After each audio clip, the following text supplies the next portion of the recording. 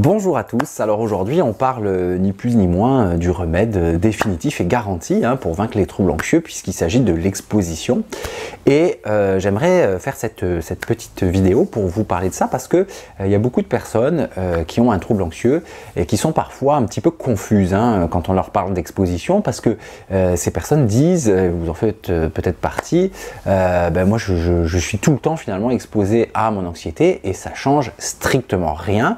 Alors je vais vous expliquer pourquoi aujourd'hui.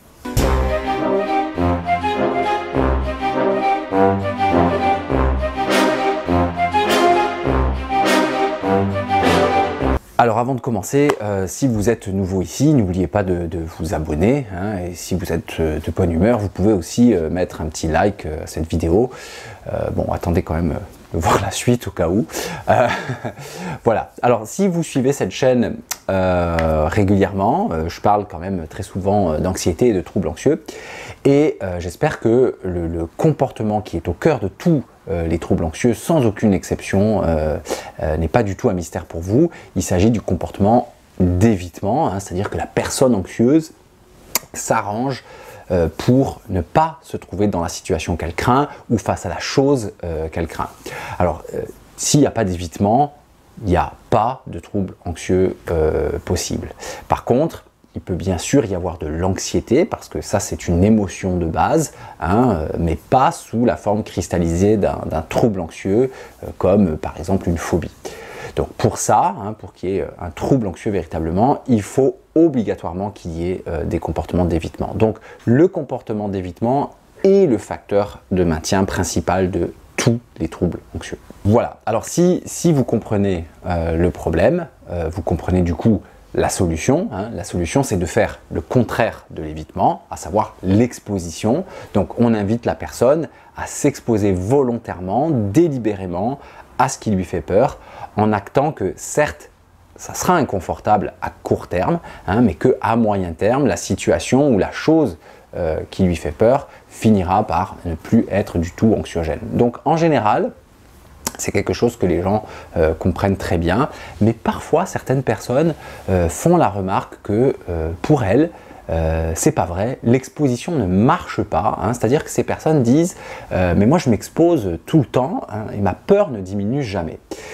Et d'ailleurs, c'est pas clair dans certains cas non plus pour certains thérapeutes.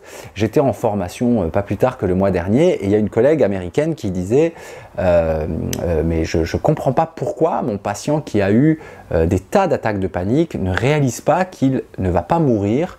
C'est comme si son cerveau n'apprenait pas qu'il n'est pas en danger, même s'il a été exposé plein de fois aux sensations d'une attaque de panique. Et en vérité, c'est vrai que c'est une bonne question, c'est une bonne remarque, et je vais prendre un autre exemple encore plus éloquent à mon avis d'un patient à moi. Alors c'est une personne très intelligente au demeurant, avec différents troubles anxieux, comme c'est souvent le cas. Il y a beaucoup de comorbidités dans les troubles anxieux, et cette personne dit « je comprends pas pourquoi j'ai encore super peur de conduire, je suis tout le temps en train de conduire ». Donc c'est une personne qui doit prendre sa voiture obligatoirement pour aller au travail et qui doit conduire environ 1h30, 1h15, je ne sais plus exactement, à l'aller, même chose au retour évidemment. Et il y a une portion sur l'autoroute, c'est ça la portion qui l'effraie le plus.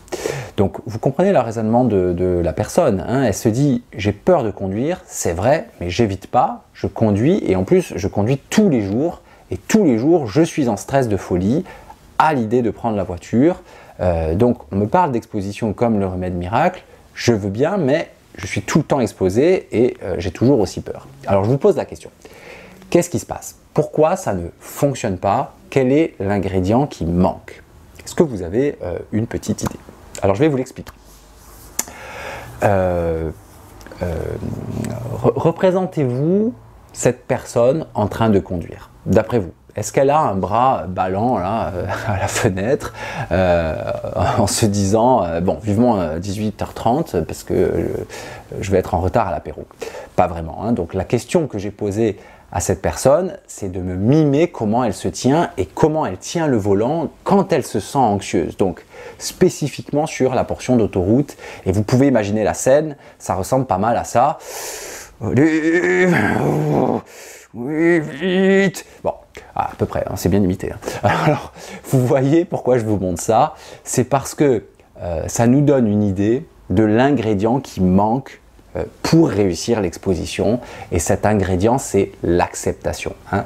Si vous vous exposez à la situation que vous craignez tout en luttant intérieurement, tout en refusant intérieurement de toutes vos forces, absolument tout ce qui se passe à l'intérieur de vous, alors certes, vous êtes très courageux hein, parce que vous vous exposez à ce qui vous fait peur, mais par contre, il est probable que ça soit juste un calvaire et en plus un calvaire interminable hein, que vous allez recommencer et recommencer sans avoir de résultat.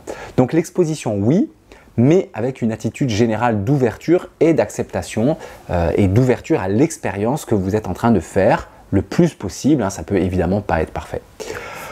En quelque sorte, cette attitude d'acceptation qui, vous voyez, n'est pas une technique, hein, c'est plutôt une disposition, c'est un petit peu votre moyen de faire passer votre cerveau du mode survie à un mode où il peut apprendre. Pourquoi?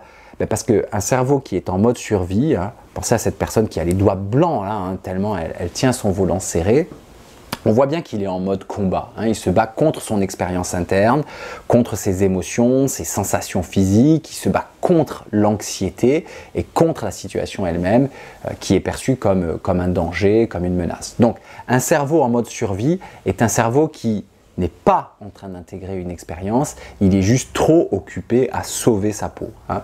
Donc, pour que l'exposition fonctionne, il faut ajouter cet élément d'acceptation. Alors, évidemment, il faut s'attendre à ce que vous ressentiez quand même hein, cette décharge d'adrénaline, hein, cette espèce de sensation très primaire de peur. Hein, c'est complètement physiologique et incontrôlable.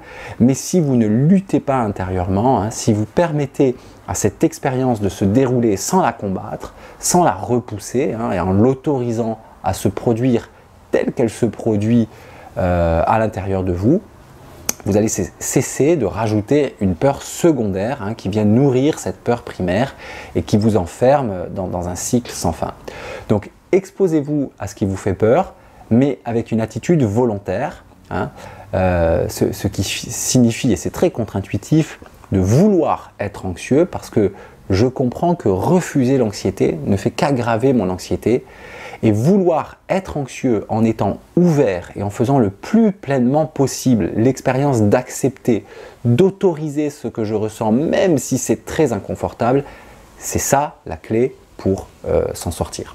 Alors évidemment, parmi tous les obstacles qui peuvent se dresser devant vous, pour vous empêcher de faire ça, il y a ce sentiment d'urgence, hein, très physique, à combattre tout ce que vous ressentez, à sortir de là au plus vite. C'est normal puisque c'est le mécanisme d'alarme déclenché par l'amygdale qui est une petite structure cérébrale en forme d'amande. Hein, c'est elle qui déclenche cette alarme, hein, comme s'il y avait un danger, sauf que dans l'anxiété, ce danger est parfaitement illusoire hein, et c'est une fausse alarme.